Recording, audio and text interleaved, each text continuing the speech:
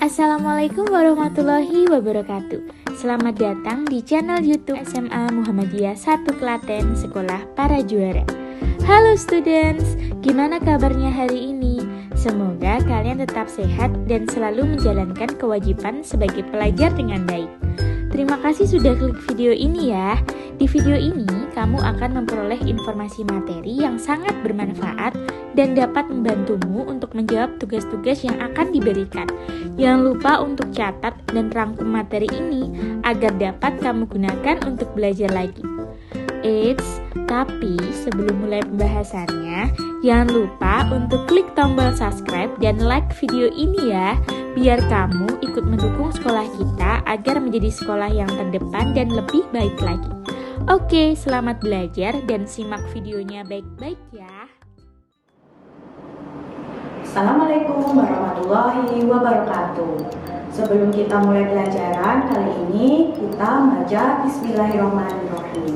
Halo, apa kabar kalian semua? Semoga dalam keadaan sehat dan selalu dalam lindungan Allah SWT. Amin. Perkenalkan, nama Ibu Diani Putri Santoso atau bisa dipanggil Ibu Diani. Di sini Ibu menampung mata pelajaran ekonomi khususnya kelas 10 IPA 5 sampai 10 IPA 8 serta kelas 10 IPS 1 dan 10 IPS 2. Partner mengajar Ibu adalah Pak Jo yang mengajar di kelas 10 IPA 1 sampai 10 IPA 4. Pada bab awal materi ekonomi kita akan membahas tentang konsep dasar ilmu ekonomi yang akan kita pelajari dalam beberapa tahap. Jadi maksudnya akan dijelaskan dalam beberapa bagian, baik melalui video, file dalam bentuk yang di-flip, ataupun kita bisa berjumpa melalui Google Meet. Jangan lupa catat materi yang akan Ibu sampaikan. Semangat belajar ya, dan simak video berikut ini. Halo, hari ini kita akan belajar ekonomi, bab konsep dasar ilmu ekonomi dengan materi khususnya pengertian ilmu ekonomi, pembagian ilmu ekonomi, kelangkaan dan kebutuhan. Pengertian ilmu ekonomi. Ekonomi pertama kali dikenalkan oleh Xenophon dan Aristoteles. Secara etimologi berasal dari bahasa Yunani, yaitu oikonomia. Oikonomia sendiri berasal dari kata oikos yang artinya rumah tangga dan nomos yang artinya aturan, kaidah, atau pengelolaan. Jadi, ekonomi secara sempit dapat diartikan sebagai aturan-aturan, kaidah, atau cara pengelolaan rumah tangga, khususnya yaitu keuangan dalam rumah tangga. Pengertian ilmu ekonomi secara luas. Jadi ilmu ekonomi itu dapat diartikan sebagai ilmu memilih atau study of choice. Kenapa? Karena ilmu ekonomi mempelajari perilaku individu dan masyarakat dalam menentukan pilihan. Pilihan untuk apa? Yaitu menggunakan sumber daya agar kualitas hidupnya meningkat. Kemudian pengertian ilmu ekonomi secara luas dapat diartikan sebagai suatu ilmu yang mempelajari cara manusia memenuhi kebutuhan melalui kegiatan produksi, distribusi, dan konsumsi dalam rangka mencapai kesejahteraan dan kemakmuran. Mengapa perlu mempelajari ilmu ekonomi? 1. Memberikan masukan dalam pengambilan keputusan terhadap tindakan-tindakan ekonomi. Misal, jika terjadi inflasi atau kenaikan harga-harga barang di suatu negara, kira-kira pemerintah akan mengambil keputusan seperti apa? Nomor 2, membantu manusia dalam memahami pola perilaku ekonomi suatu masyarakat. Misalnya, jika terjadi kelangkaan seperti dulu terjadi kelangkaan masker medis, lalu bagaimana perilaku ekonomi suatu masyarakat agar dapat memenuhi masker, kebutuhan masker, yaitu caranya bisa dengan membuat pengganti masker medis berupa masker kain. Yang ketiga, membantu merencanakan suatu kebijakan ekonomi. Misal bagaimana agar pertumbuhan ekonomi atau pembangunan ekonomi Indonesia dapat meningkat. Yang keempat, meningkatkan kepekaan manusia terhadap masalah ekonomi. Misal seperti pandemi ini, masalah ekonomi apa yang banyak ditemui Seperti dengan adanya pandemi, banyak perusahaan yang mengurangi karyawannya, jadi banyak terjadi PHK atau pengangguran. Pembagian ilmu ekonomi. Ilmu ekonomi dibagi secara umum ada 3. Yang pertama ekonomi deskriptif, ekonomi teori, ekonomi terapan yang terakhir. Ekonomi deskriptif. Ekonomi deskriptif artinya analisis ekonomi yang menggambarkan keadaan ekonomi sebenarnya berdasarkan fakta dalam perekonomian. Jadi, maksudnya ekonomi deskriptif itu berdasarkan fakta, biasanya dapat kita temui di dalam berita atau artikel yang membahas tentang ekonomi. Contoh, 1. Krisis moneter bulan Juni 1997 menjadi krisis ekonomi. Ini adalah suatu fakta dan banyak dijumpai di berita atau artikel ekonomi. Yang kedua, PPKM darurat, pertumbuhan ekonomi kuartal 3 2021 ada di bawah 6,5%. Ini juga fakta. Ekonomi teori. Ekonomi teori atau teori ekonomi adalah teori yang menjelaskan dan merumuskan cara kerja sistem perekonomian dalam kehidupan masyarakat. Yang dibagi menjadi 2, yaitu ekonomi mikro dan ekonomi makro. Ekonomi mikro. Mikro itu bisa diartikan sempit atau kecil. Jadi cakupan cabang ilmu ekonomi yang menitikberatkan pada perilaku ekonomi individu rumah tangga, perusahaan, dan pasar. Jadi lingkupnya itu sempit, hanya berkisar pada perilaku ekonomi rumah tangga, perusahaan, pasar itu. Contohnya misal membahas perilaku produsen dan konsumen, pengalokasian pendapatan, penentuan harga jual, dan kebijakan keputusan perusahaan. Misal, seperti sekarang ini terjadi pandemi, kemudian omset perusahaan itu banyak yang menurun, maka perusahaan mau tidak mau mengeluarkan kebijakan dengan merumahkan beberapa karyawannya. Itu adalah pembahasan dalam ekonomi mikro. Selanjutnya ekonomi makro. Makro itu berkebalikan dengan mikro, artinya ada luas. Jadi artinya cabang ilmu ekonomi yang menitikberatkan pada perekonomian secara keseluruhan dan luas. Biasanya ekonomi makro itu cakupannya lebih ke permasalahan di pemerintah atau suatu negara. Contohnya, membahas tentang pengangguran, inflasi, pertumbuhan ekonomi, dan kebijakan-kebijakan ekonomi pemerintah. Nah, misal terjadi inflasi atau kenaikan harga-harga di suatu negara, maka yang harus turun tangan itu adalah dari pemerintahan. Seperti itu. Ekonomi terapan. Ekonomi terapan dari katanya sudah terlihat terapan, berarti cabang ilmu ekonomi yang menganalisis teori ekonomi untuk mengatasi masalah ekonomi tertentu. Jadi ekonomi ini yang diterapkan dalam kehidupan sehari-hari. Contoh ekonomi perbankan, ekonomi moneter, dan ekonomi perusahaan. Selanjutnya kita akan membahas kelangkaan. Nah, di sini ada gambar susu beruang mendadak langka di pasaran. Ya, kelangkaan benar-benar terjadi di dalam kehidupan kita. Contohnya yang sekarang atau baru-baru ini baru ngetren beritanya adalah kelangkaan susu beruang.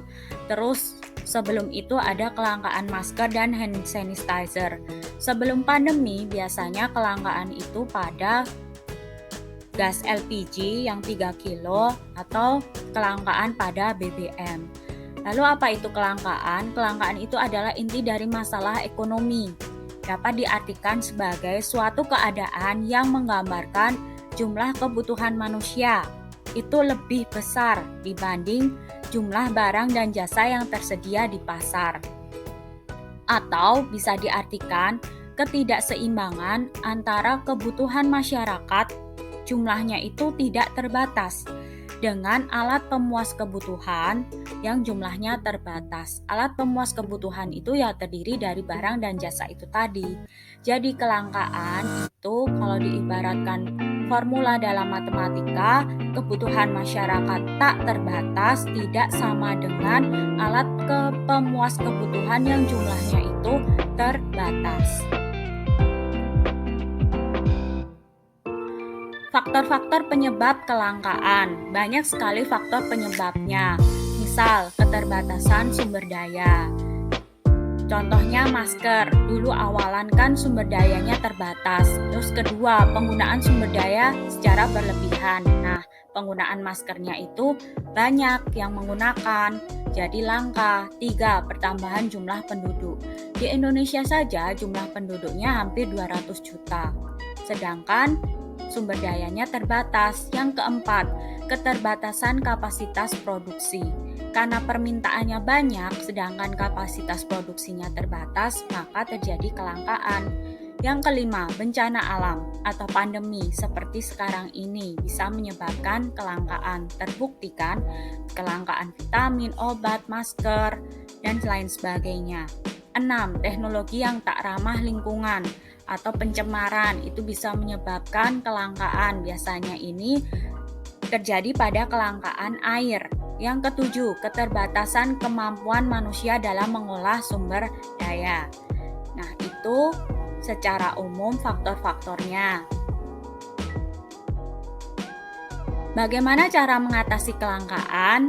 Ada beberapa caranya. Nomor 1, penghematan sumber daya alam. Yang kedua, melestarikan sumber daya alam. Yang ketiga, menciptakan alat pemuas kebutuhan yang baru atau barang pengganti, substitusi nama lainnya. Misalnya, dulu kan masker medis itu sangat terbatas ya. Oleh karena itu, banyak orang yang kemudian menciptakan atau membuat barang pengganti substitusinya, yaitu membuat masker kain. Lalu yang keempat, memanfaatkan biaya peluang atau opportunity cost yang akan kita pelajari pada materi yang berikutnya. Yang kelima, menentukan pilihan yang tepat. Oh ya, selain itu di sini ada juga gambar kompor listrik. Jadi apabila terjadi kelangkaan BBM, kita itu sebenarnya bisa mengganti kompor kita dengan kompor listrik. Tadi sudah membahas tentang kelangkaan. Kelangkaan itu berhubungan dengan kebutuhan. Apa itu kebutuhan? Kebutuhan adalah segala sesuatu yang diperlukan manusia dalam rangka mempertahankan kelangsungan hidup guna mencapai taraf hidup yang sejahtera. Faktor-faktor yang memengaruhi kebutuhan itu secara umum dibagi menjadi 4. Yang pertama, lingkungan. Misalnya, di negara Indonesia dengan negara Swiss. Negara Indonesia itu cuacanya atau iklimnya cenderung panas dibandingkan negara Swiss yang iklimnya itu cenderung dingin. Jadi kebutuhannya pasti berbeda. Di Indonesia lebih membutuhkan AC, sedangkan di negara Swiss lebih membutuhkan penghangat ruangan. Yang kedua, agama. Agama di Indonesia itu ada 6. Dan setiap agama memiliki kebutuhan yang berbeda pada saat hari rayanya masing-masing. Misal saat Idul Adha atau hari raya kurban, itu di agama Islam lebih membutuhkan hewan kurban. Sedangkan di agama lain itu tidak membutuhkan hewan kurban dalam hari rayanya. Yang selanjutnya ada adat istiadat. Adat istiadat misalnya dalam setiap pernikahan yang menggunakan adat suku atau daerahnya masing-masing memiliki kebutuhan yang berbeda. Di daerah Betawi, maksudnya daerah Jakarta atau Betawi itu ketika merayakan pernikahan dengan adatnya itu biasanya ada kue buaya. Tetapi kalau di Jawa Tengah tidak menggunakan kue buaya. Selanjutnya ada peradaban yang terakhir. Nah, peradaban ini berhubungan contohnya lebih ke teknologi. Pada zaman dulu, mungkin sebelum tahun 2000-an, 1999 misal, itu penggunaan HP belum seperti sekarang. Dulu HP itu belum bisa digunakan untuk WhatsApp-an atau belum bisa digunakan untuk video call. Tetapi untuk sekarang semakin berkembangnya peradaban, HP sudah memiliki fitur-fitur yang canggih dan sangat penting untuk sekarang ini. Setiap orang butuh. Kenapa? Karena bahkan ketika pandemi, sekolah pun harus menggunakan HP. Nah, itu beberapa faktor yang memengaruhi kebutuhan. Jenis-jenis kebutuhan. Jenis-jenis kebutuhan secara umum itu dibagi menjadi 4. Yang pertama, kebutuhan berdasarkan intensitasnya, yaitu dibagi menjadi 3. Intensitasnya artinya adalah tingkat kepentingannya. 1, yaitu kebutuhan primer. Primer artinya adalah pokok, jadi kebutuhan yang pertama harus dipenuhi. Kebutuhan primer secara umum contohnya dibagi menjadi 3, yaitu sandang atau pakaian, papan atau tempat tinggal, dan pangan, yaitu makanan atau minuman. Yang selanjutnya ada kebutuhan sekunder, yaitu kebutuhan yang harus dipenuhi setelah kebutuhan primer terpenuhi. Contohnya adalah HP, laptop, televisi, sepeda motor, atau alat tulis. Yang ketiga, kebutuhan tersier. Kebutuhan tersier itu dipenuhi setelah kebutuhan primer dan sekunder terpenuhi. Biasanya kebutuhan tersier itu menyangkut kebutuhan akan barang mewah atau jika terpenuhi akan memberikan prestis bagi sebagian orang. Contohnya mobil mewah, kemudian perhiasan mewah, ataupun rumah mewah. Yang kedua, kebutuhan berdasarkan bentuk dan sifatnya dibagi menjadi 2. 1, kebutuhan jasmani, yaitu kebutuhan yang berhubungan dengan keadaan jasmani atau fisik seseorang. Kebutuhan ini agar tubuh kita atau jasmani kita tetap terjaga. Contohnya adalah makanan, minuman, istirahat yang cukup, olahraga, obat-obatan, dan vitamin. Lalu kebutuhan rohani, yaitu kebutuhan untuk memenuhi kebutuhan rohani atau jiwa seseorang agar merasa puas, bangga, maupun bahagia. Contohnya beribadah, membaca buku, rekreasi, mendengarkan ceramah agama, atau mendengarkan musik. Nah, selanjutnya kebutuhan berdasarkan waktunya dibagi menjadi 3, yaitu kebutuhan sekarang. Kebutuhan sekarang itu berarti pemenuhannya harus sekarang juga atau tidak dapat ditunda-tunda. Contohnya, makan saat lapar, minum saat haus, atau obat saat sakit, dan istirahat saat lelah. Lalu kebutuhan yang akan datang berarti pemenuhannya itu untuk di masa yang mendatang. Contohnya adalah menabung atau membeli asuransi atau untuk dana pensiun. Yang ketiga, kebutuhan darurat atau mendesak. Kalau darurat atau mendesak berarti yang harus segera mungkin dipenuhi saat itu juga, tidak dapat ditunda-tunda agar tidak terjadi sesuatu yang tidak diinginkan. Contoh, jika mendadak sakit yang parah harus segera dibawa ke rumah sakit, atau ketika terjadi kecelakaan di jalan berarti juga harus langsung dibawa ke rumah sakit, atau ketika terjadi suatu musibah bencana alam itu juga harus segera dibantu. Selanjutnya terakhir adalah kebutuhan berdasarkan subjek yang membutuhkan dibagi jadi 2, yaitu kebutuhan individu dan kebutuhan kelompok atau umum. Jadi kalau individu itu artinya pemenuhan kebutuhannya hanya untuk individu itu atau pemuasannya untuk pribadi itu. Contohnya, kebutuhan bagi seorang pelajar adalah alat tulis. Kalau sekarang ya butuh HP atau laptop. Tetapi kalau petani tentu lebih membutuhkan traktor atau cangkul atau pupuk. Lalu kalau dokter itu lebih membutuhkan stetoskop atau alat suntik. Nah, Lalu bedanya dengan kebutuhan kelompok atau umum, yaitu pemenuhannya dimanfaatkan secara kelompok umum bersama, dapat dimanfaatkan secara publik. Contohnya ada jalan raya, kemudian ada jembatan, ada rumah sakit, kemudian ada juga pasar, ada juga tempat rekreasi. Nah, itu materi dari Ibu. Terima kasih atas perhatian kalian. Jangan lupa akan ada tugas yang akan Ibu berikan linknya. Dikerjakan ya sesuai dengan deadline. Sampai berjumpa minggu depan. Sekian materi dari Ibu. Mohon maaf apabila ada kekurangan. Semoga dapat dipahami dan bermanfaat. Jika ada kesulitan, kalian bisa bertanya dengan Ibu melalui WhatsApp atau bisa bertanya juga dengan Pak Jo. Jika kalian lelah belajar, bisa berhenti sejenak, tapi lanjutkan lagi. Ingat, you never walk alone, life goes on and everything shall pass. Sekian, terima kasih. Wassalamualaikum warahmatullahi wabarakatuh.